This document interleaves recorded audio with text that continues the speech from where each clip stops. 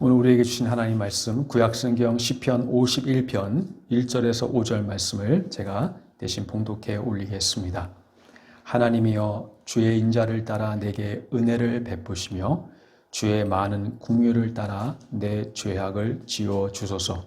나의 죄악을 맑게 씻으시며 나의 죄를 깨끗이 제하소서. 물은 나는 내 죄가를 아오니 내 죄가 항상 내 앞에 있나이다.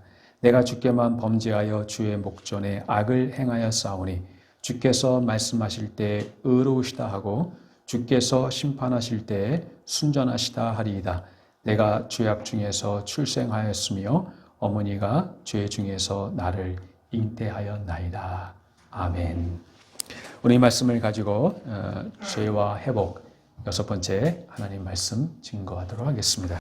우리는 지난 시간까지 이 다윗이 어떻게 그 죄를 자각하고 그리고 그 죄를 인식하게 되었는가 하는 것을 살펴보았습니다. 사랑하는 여러분, 언제나 우리가 하나님이 주신 베푸시는 그 구원, 우리 구주가 이 땅에 오셔서 우리의 죄를 속해 주시고 우리를 구원해 주셔서 우리 구주 예수 그리스도를 말미암아 우리가 하나님께 전에는 아무 상관없이 살았던 자들이 어떻게 그 하나님의 자녀로 우리가 받아들여지고 그래서 그 하나님의 자녀가 됨으로 이제는 어떻게 된 거예요? 그 하나님의 가족에 그래서 시편 23편의 그 마지막 그 고백, 여호와는 나의 목자시니 내가 부족함이 없으리로다라고 시작해서 주의 잔이 내게 넘치나이다. 그러면서 내가 여호와의 집에 영원히 거하리로다. 그 시편 23편은 사실은 두 개의 그림, 두 개의 메타포가 있는데 하나는 양과 목자의 이 그림이 있고요. 두 번째 그 후반부에는 그 잔치, 주인이 잔치를 베푸는 곳에 이 손님들을 초대해서 그 잔치의 부유함에 참여하는 겁니다. 그런데 시편 23편의 그 마지막은 무엇이에요? 처음에 그 잔치에 초대돼서 즉 손님으로 객으로 초대되는데 이제는 객이 아니라 내가 여호와의 집에 영원히 거하리로다. 무슨 말이에요? 손님이 아니라 이제 우리는 그 잔치 주인의 그 유산과 그 주인의 풍요로움에 단지 하루 잔치집에 참여해서 일회성으로 먹고 마시는 걸로 끝나는 게 아니라 그 주인의 베푸는 그 풍요로운 하나님 나라의 잔치에 참여하는 이제는 가족으로 우리가 받아들여졌다는 것을 시편의 기자는 우리에게 말해주고 있어요.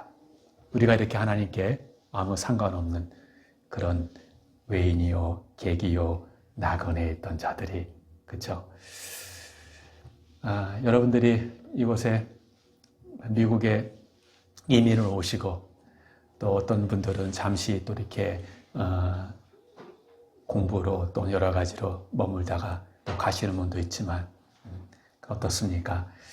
우리가 고국을 떠나서 조국을 떠나서 이 낯선 땅에 그래도 참 이 땅에 하나님이 축복해 주셔서 많은 이민자들로 이 땅이 시작했고 그래서 하나님 이렇게 많은 축복을 주셨지만 그러나 여전히 서로의 다름으로 인해서 그렇죠? 민족의 다름, 종족의 다름, 언어의 다름, 또 우리의 피부 색깔과 그 다름으로 인한 문화의 다름으로 인한 여전히 참 우리들이 여전히 참 나이스한 사람 많이 있는 거 분명하지만 그럼에도 불구하고 살면서 뭔가 다름을 느끼고 또 다른 사람부터 때로는 그런 그런가 아닌 그런가 우리는 그 속을 알 수 없지만 또 우리 마음에 느끼기에 위축됨과 차별됨을 느끼며 이 땅을 살아갈 때가 있어요. 그렇죠? 여러분, 이 땅에는 차별이 존재해요. 그것이 이 세상이에요. 그러나 여러분, 바로 하나님과 아무 상관없는 우리들이 이제 하나님의 아들, 딸들로 그렇죠? 입양되고 양자되어서 우리가 받아들여져서 이제는 그 아버지의 그 풍요로움을 함께 누리는 그런 구원에 참여하게 되었다는 것. 이것이 은혜이고 이것이 우리가 누리는 축복이에요. 그런데 여러분, 그 하나님 앞에 우리가 나아가 그 구원을 누리기 전에 성경은 먼저 우리에게 무엇을 먼저 보게 하시죠? 그 하나님 앞에 나아가 하나님의 그 영광스러움과 하나님의 의로우심과 그 무한하신 궁율과 사랑을 보기 전에 먼저 우리가 그 하나님 앞에 얼마나 부족하고 얼마나 우리가 가련하고 하나님 없이 우리가 얼마나 아무 소망 없는 자임을 먼저 보게 하여야만이, 그래야만이 그 하나님의 베푸시는 은혜에 우리가 나아갈 수가 있다는 거예요. 그것이 우리가 지난 시간까지 우리가 이 죄가 무엇인가를 살펴본 이유였어요. 그 죄를 자각하고 우리 죄를 인식하지 않으면 절대로 사람은 왜 우리에게 구원이 필요한지, 왜 구주의 그 십자가의 보혈이 우리에게 정말 말 그대로 보혈, 프레셔스한 그 귀중한 보혈이 되는지를 사람은 알지를 못해요. 왜? 우리가 누군가를 알지 못하기 때문에. 그래서 언제나 하나님이 우리에게 구원을 베푸실 때 그 먼저 일어나는 일은 와, 구원이다, 기쁘다가 아니라 우리가 누군가를, 그 죄를 우리 무엇을 행했냐, 행하지 않았냐, 그것을 통해 남보다 우위를 점하고 나는 저 사람보다 낫다, 이런 차원이 아니라 오늘 다윗이 고백하는 그 표피에 있는, 이 껍데기에 있는 그걸 가지고 사람과 사람을 줄 세워 비교하는 것이 아니라 그 우리 깊은 곳에 있는 표범이 그 얼룩을 지울 수 없고 그 깊은 곳에 물들어 있는 그 죄의 깊은 뿌리를 보게 하시는 거예요. 죄는 우리가 생각하는 그 이상의 깊은 뿌리 깊은 곳에 있는 거예요. 그것을 우리가 어떠한 우리의 행위로, 우리의 어떤 것으로 결코 해결할 수 없는 뿌리 깊은 죄에 물든 인간의 근본적인 문제를 우리가 먼저 하나님이 그걸 보게 하시고 그걸 인식하게 하시고 그걸 자각하게 하시고, 그게 바로 성경이 말하는 회개예요. 회개. 그 회개를 먼저 우리에게 경험하게 하시고, 그래서 정말 그 하나님 앞에 한없이 우리의 그 가련한 상태를 보고 눈물을 훔치지만, 그러나 단지 그곳에 머무는 것이 아니라 그 정죄에 빠지게만 하는 것이 아니라 눈물을 훔치고 나고 그 눈물을 닦아주셔서 우리를 받아주시는 하나님의 은혜를 빌어서 우리가 받아들일 수 있게 되는 거예요. 언제나 이것이 하나님 우리에게 구원을 베푸시는 순서예요. 죄의 인식과 죄의 자각 없이 결코 하나님의 은혜를 인간은 알 수 없다는 것. 그래서 우리가 다윗이 고백하는 세 가지 죄를 우리가 봤어요. 그래서 그 죄과 죄악, 그리고 무엇입니까? 그 마지막 죄, 이 문제를 우리가 봤는데요. 그래서 첫 번째 죄가는 하나님에 대한 고의적인, 그쵸? 인간의 모든 죄는 어쩌다 짓는 죄가 아니라 고의적인 죄라는 것. 그래서 반역, 하나님에 대한 거스르는 것, 그리고 위반이라는 것. 두 번째로는 그 죄악은 우리 속에 이 뒤틀려진, 왜곡된 것이 있다는 것. 뭐가 있다 그랬어요? 구부러진?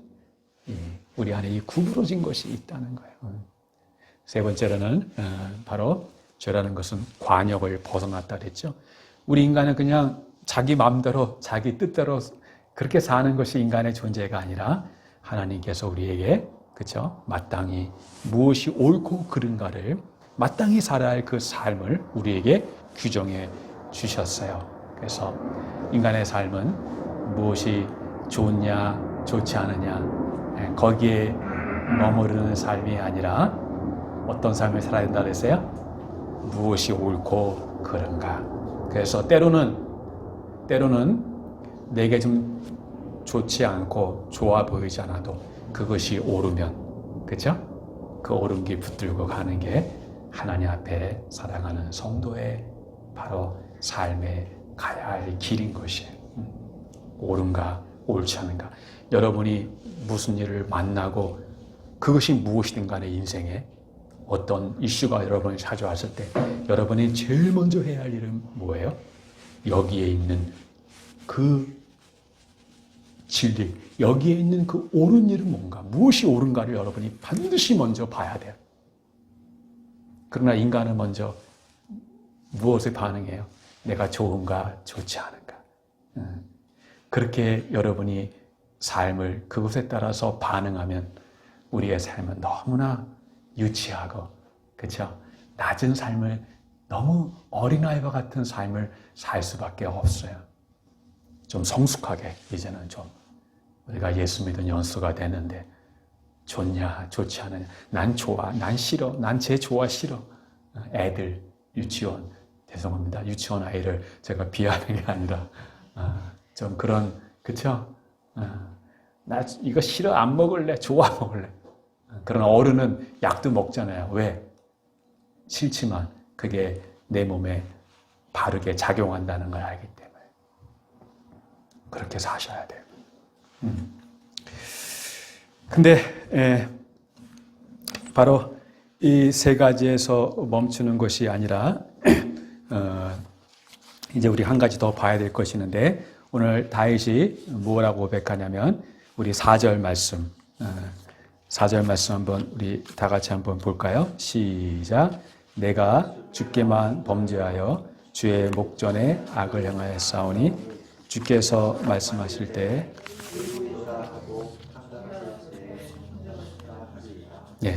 여기서 다윗은 뭐라고 고백하고 있습니까? 내가 주께만 범죄하여 라고 그랬어요. 내가 주께만 범죄하여. 내가 하나님께만 범죄했다는 거예요. 자, 이것이 우리가 오늘 좀 살펴볼 중요한 것인데, 그것은 이 모든 죄악과 타락 그리고 죄들이 하나님에 대하여 그리고 하나님 앞에서 이루어졌다는 것을 인식하고 깨닫는 것을 말하고 있어요. 내가 주께만 범죄하여 주의 목전에 악을 행하여 싸우니, 악을 행하여 싸우니. 목전이란 말, 이 말은 한자죠. 목이란 말이 눈목자고, 그렇죠? 전이 앞전자고. 말 그대로 하면 내가 주님의 시선 앞에서, 다시 말하면 주님이 보는 앞에서 죄를 지었다는 거예요. 우리가 기억할 것은 모든 죄는요, 결국 다윗이 깨닫게 됐어요. 다윗이 밧세바를 범할 때 눈치를 봤을까요? 안 봤을까요? 봤겠죠. 그리고 그 죄를 숨기려고 사람들의 눈치를 보고, 그러나 결국 다윗이 고백하는 건 이것이었어요. 내가 주께만 범죄하여 주의 목전에 악을 행하여 싸우니. 결국 우리의 모든 죄는 하나님, 따라해 봅시다. 우리의 모든 죄는 하나님 보는 앞에서 짓는 것이다. 누구 보는 앞에서? 하나님 보고 있는데 짓는 거라는 거 여러분이 기억하시면 틀림없어요. 하나님을 숨길 수가 없어요. 그럼에도 우리가 하나님 보는 앞에서 죄를 짓는 거예요. 그것이 바로 죄예요. 여러분, 내가 주님 앞에서 죄를 지었습니다. 어떤 분은 목사님 이거 틀린 거 아닙니까? 사실은 다윗은 주님 앞에 죄를 짓는 게 아니라 사실은 누구에게 죄를 지었어요? 다윗이 간음한 밧세바와 자기의 위신을 없애기 위해서 죄 없이 죽인 우리아에 대하여 죄를 지었다 해야 맞지 않는 겁니까? 그렇죠? 다윗이 누구에게 죄를 지었어요? 밧세바에게 죄를 지었고, 그리고 그렇죠, 남의 아내를 범하고, 그다음에 그 아무 죄 없는 신실한 종인 우리아를 죽이고, 이렇게 그 둘에게 죄를 지었는데, 근데 다윗은 내가 주의 목전에서 주께만 범죄한나이다. 이것은 다윗이 자신이 다른 사람에 대하여 죄를 지었다는 것을 부인하는 것이 아니에요. 또는 나는 하나님께만 나는 회개하면 다른 사람은 아무 문제가 안 된다. 그걸 말하는 것이 아니에요. 그게 아니라 사람에게 죄를 지은 건 맞지만 그러나 다윗은 거기서 멈추지 않는다는 거예요. 사람에게 잘못한 것에만 머무르지 않고 거기서 더 나아가 분명히 내가 이 밧세바를 범하고 밧세바에게 죄를 범하고 그리고 우리아에게 죄를 범한 건 많지만 그러나 다윗이 오늘 지금 고백하는 것은 나의 죄는 단지 사람과 사람 사이에 일어난 일만이 아니라는 것이에요. 거기서 더 나아가서 멈추지 아니하고 더 나아가 내가 사람에게 잘못한 건 맞지만 사람에게 잘못한 것에만 머무르지 않고 어디까지 나아가요? 거기서 더 나아가 하나님께 나아가는 이것이 바로 하나님 보는 앞에서 바로 지은 죄였다는 것을 고백하고 있어요. 여러분 우리가 무엇을 잘못 행할 때 또는 죄를 지을 때 그 우리의 행함이 단지 사람과 사람 사이에서만 이루어진 일이 아니라는 것을 아는 것은 얼마나 중요한지 몰라요. 오늘 다윗이 고백한 대로 그것이 바로 하나님을 거역하고 궁극적으로 하나님이 원하시는 마땅히 살아야 할 삶에서 벗어난 죄라는 것. 그리고 그것이 바로 하나님에 대한 명백한 고의적인 심각한 공격이었음을 내가 주께만 범죄하여 주의 목전에 악을 행하였사옵나이다 라고 고백하고 있는 것이에요. 여러분 항상 우리의 모든 관계는 어떤 관계라고 그랬어요? 우리의 모든 관계는 나와 너만의 관계가 아니라 나와 너의 관계 속에 무엇이 있어요? 하나님이 있어요. 마치 삼각형처럼 나와 너의 관계가 있어요. 이것이 기독교와 즉 믿는 사람과 믿지 않는 사람의 관계의 차이예요. 믿지 않는 사람은 뭐만 있어요? 나와 너의 관계만 있어요. 이 모든 관계 속에 이 관계가 이루어지고 그리고 가족, 모든 공동체, 사회, 넓혀서 국가라는 것이 이루어지는 거예요. 그러나 우리는 그 모든 나와 너 속에 너의 관계 속에 거기 항상 누가 계셔요? 하나님이 있어요. 그래서 사람의 관계는 어떻게 이루어지냐면 나와 너의 속에 어떤 네가 나한테 어떻게 했냐에 따라서 내가 너한테 어떻게 반응하냐가 결정되는 거예요. 무슨 말인지 아시겠어요? 상호주의예요. 반응적이에요. 네가 나한테 이랬어? 그럼 나도 그거 봐라 이렇게 하고. 나한테 이렇게 잘해줬어? 나도 잘해줄게. 네가 나 좋아하니까 나도 너 좋아해. 그렇죠? 이것이 예수님이 말한 대로 말하면 이방인들도 자기를 사랑하는 사람을 사랑할 줄 안다. 너희가 너희를 사랑하는 사람만 사랑하면 그러면 너희가 이방인과 다를 것이 무엇이냐라고 말하는 거예요. 우리는 더 높은 수준의 관계가 있어요. 그 뭐예요? 나와 너의 관계 속에 누가 있다고요?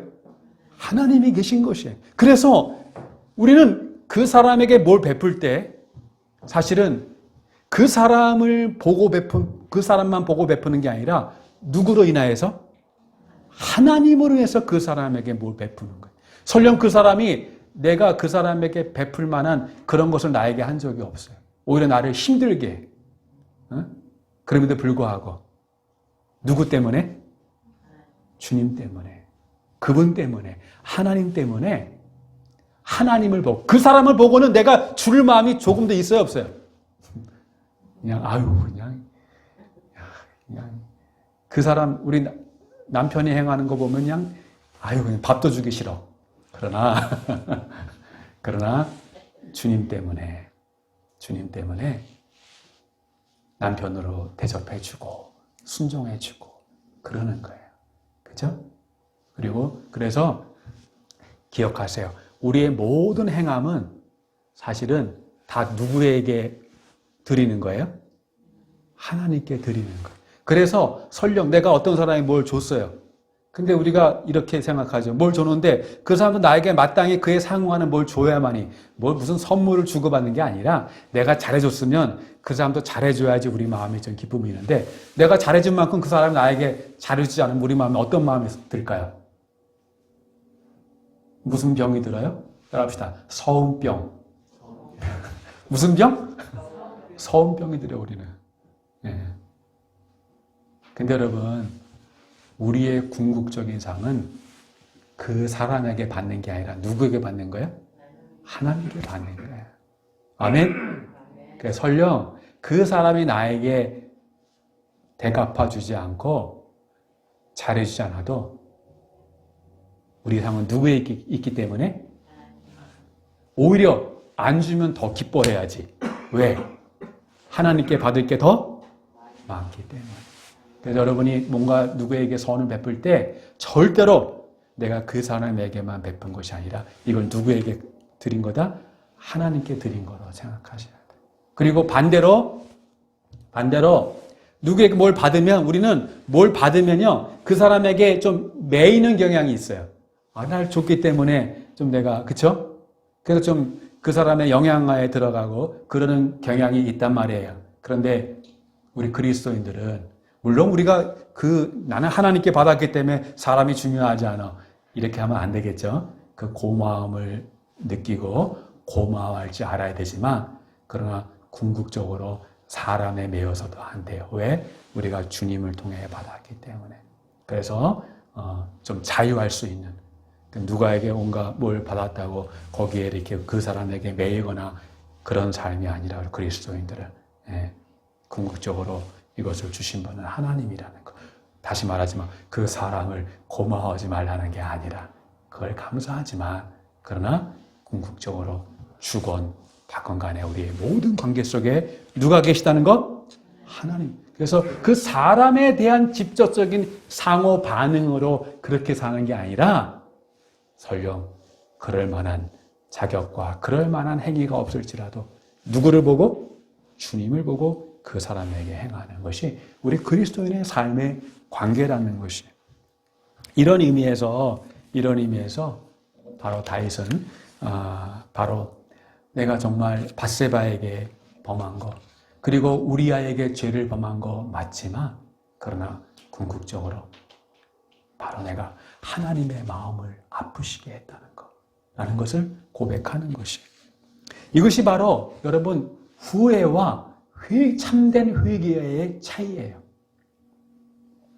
여러분 우리가 하나님을 믿지 않는 사람도 어떤 잘못된 일을 하면 그 양심이 하나님이 이 양심을 모든 사람 속에 심어줘서 그 양심을 자기의 잘못된 행함을 여러분 그걸 양심의 가책을 느끼고 후회하죠. 그렇죠?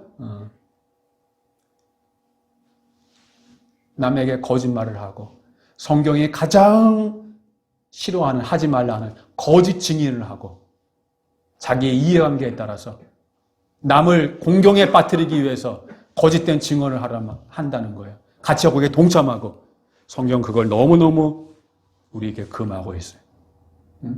그러면 정말 아무 선량한 사람을 내가 거짓된 증언을 해서 거짓말을 해서 그 사람을 공경에 빠뜨리면 내 마음의 양심의 가책이 되겠죠.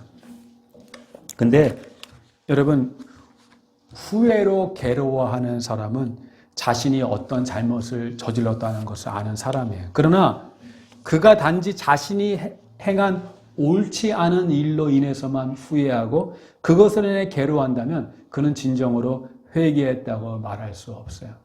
그 사람이 왜 괴로워하는 거예요? 그 양심의 가책 때문에. 그래서 우리 인간은요, 죄를 지으면 정죄감을 가지게 돼 있어요. 그래서 죄를 짓기 전까지 사단은 우리에게 요구합니까? 우리에게 어떻게 부추겨요? 죄를 짓기 전까지 사단은 이렇게 말해요. 야, 죄? 따라합시다. 아무것도 아니야.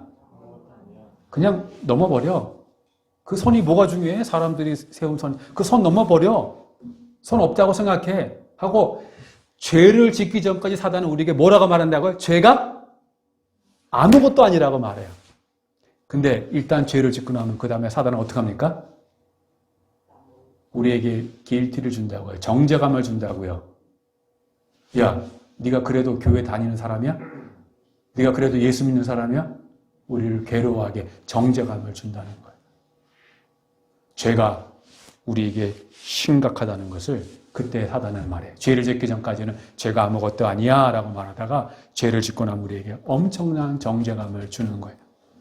근데 정죄감이 오면 괴로워요, 안 괴로워요? 괴로워져. 여러분, 왜 그 사람이 힘들어해요? 내가 옳지 않은 일을 했기 때문에, 옳지 않은 일을 그걸 자각하기 때문에, 그것 때문에 옳지 않은 일을 한 그 자신을 위해서 힘든 거예요, 그것이. 그것이 정죄감이에요. 근데 거기만 머물면은 이것은 회개예요, 회개가 아니에요. 이거 후회예요, 후회. 근데 한 사람이 진정으로 회개했다고 말할 수 있다라면 그냥 그 양심의 가책 때문에 내가 힘들기 때문에. 근데요, 여러분, 이런 진정한 회개에 나가지 못하고 이러한 정죄감 때문에 그 후회하는 사람은 처음에는 굉장히 힘들어요. 근데 이게 어떻게 될까요? 하루 이틀 지나면 어떻게 될까요? 정죄감이 계속 될까요? 없어질까요? 없어져요. 이런 사람은, 내가 힘들어서 정죄감을 가진 사람은 그 정죄감이 있을 때는 야, 내가 그때 왜 했을까? 아유, 멍청이 바보. 후회하지만 그 정죄감이, 느낌이 사라지면 어떻게 돼요? 다시 또 그가 범했던 죄를 범할 가능성이 있다는 거예요. 그런데 진정으로 회개했다고 말할 수 있으려면 거기서 더 나아가 그가 지은 죄는 사실은 그 사람에게 죄 지은 거 맞지만, 그러나 거기에만 머무른 게 아니라 사실은 그것이 더 나아가 내가 하나님 보는 앞에서, 여러분, 하나님 보는 앞에서 죄 지을 수 있을까 없을까요?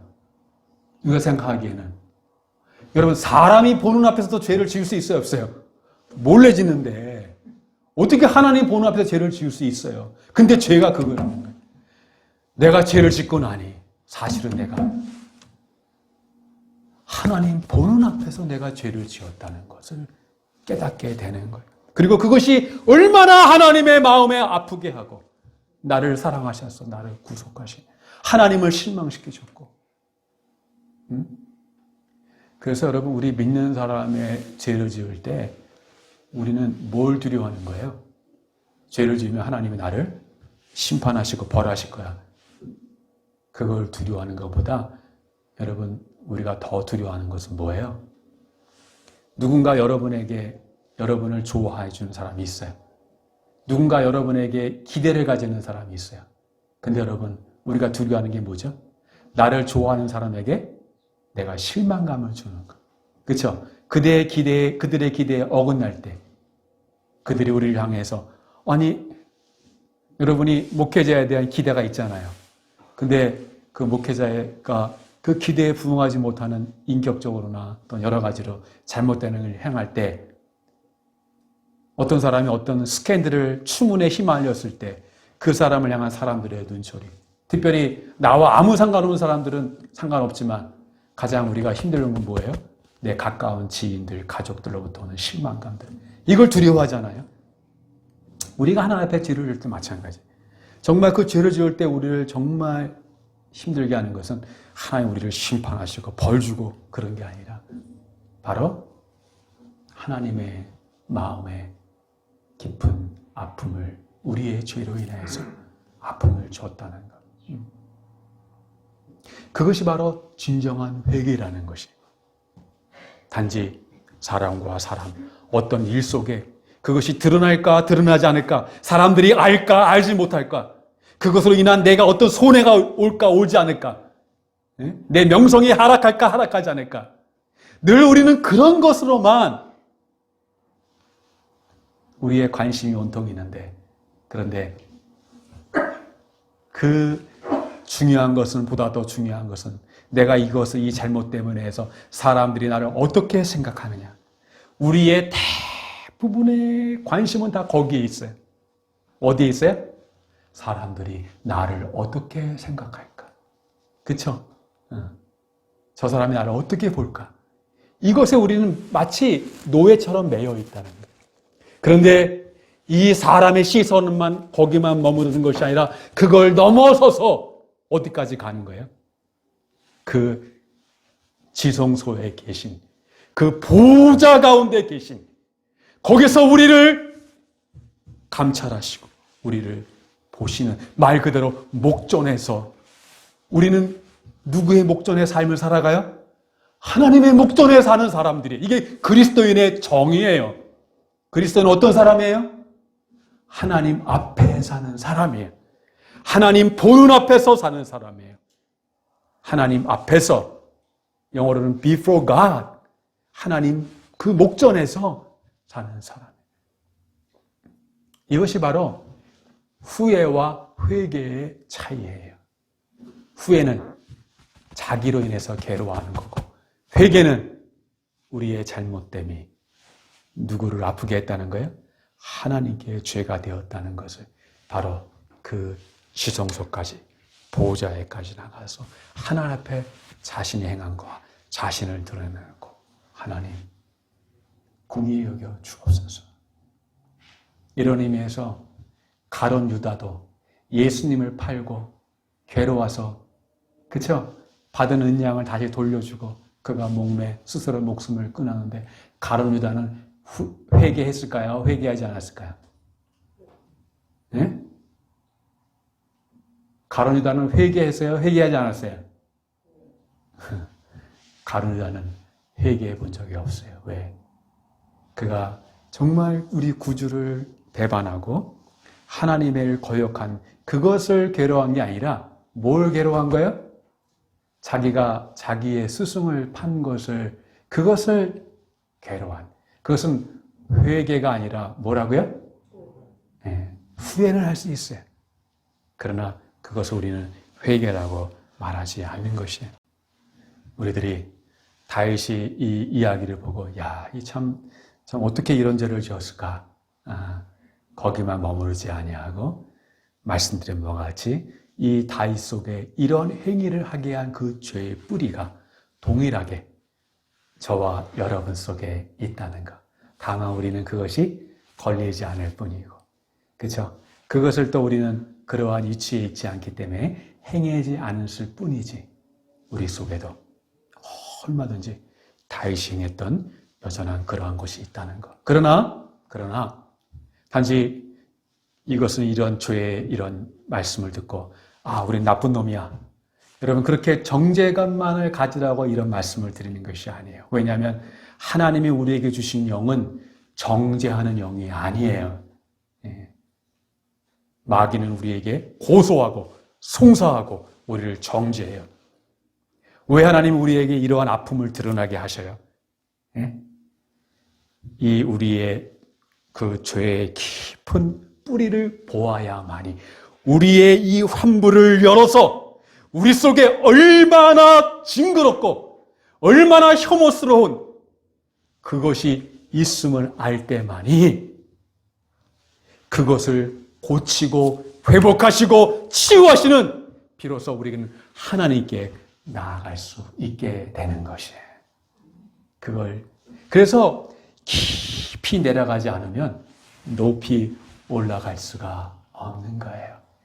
먼저 그 죄를 자각하고 인식하고 회개하지 아니하고는 하나님이 주시는 구주가 베푸시는 그 구원을 받아들일 수가 없는 것이에요. 그 정죄에 머무르려고 그런 삶을 살게 하려고 오늘 다윗의 고백과 이 말씀 우리에게 주신 것이 아니라, 이것을 통해서 정말 우리가 정말 하나님께 그 앞에서, 하나님 보는 앞에서 범죄했다는 것을 우리가 고백하고, 하나님 주의 많은 긍휼로 인자로 저를 회복시켜 주옵소서, 우리를 긍휼히 여겨 주옵소서. 그렇게 주 앞에 우리를 다시 가다듬고 그 하나님 앞에 나아가되 그 보호자 지성소까지, 하나님 계시는까지 깊이 나아가 하나님 주시는 그 회복과 긍휼과 그 하나님 주신 구원을 맛볼 수 있는 여러분들 되시기를 주님의 이름으로 축복드립니다. 성결한 마음 주시옵소서. 오 주님, 정직한 영을 새롭게 하소. 성령 체험할 수 있는 정결의 영을 물붓고 부어주옵소서. 정결한 마음 주시옵소서. 오 주님, 정직한 간영을 새롭게 하소서. 다 함께 나를 주님 앞에서 멀리하지 마시고 나를 주님 앞에서 멀리하지 마시고 주의 성령을 거두지 마 주의 성령을 거두지 마옵소서.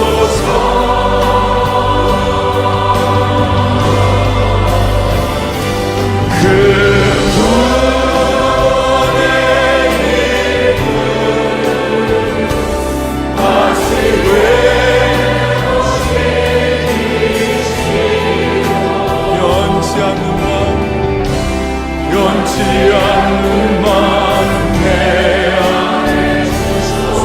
주님을 향하여 간절히 소원하는 마음으로 나를 주님 앞에서 이 민족을 멀리하지 마시고 나를 주님 앞에서 멀리하지 마시고 주의 성령을 주의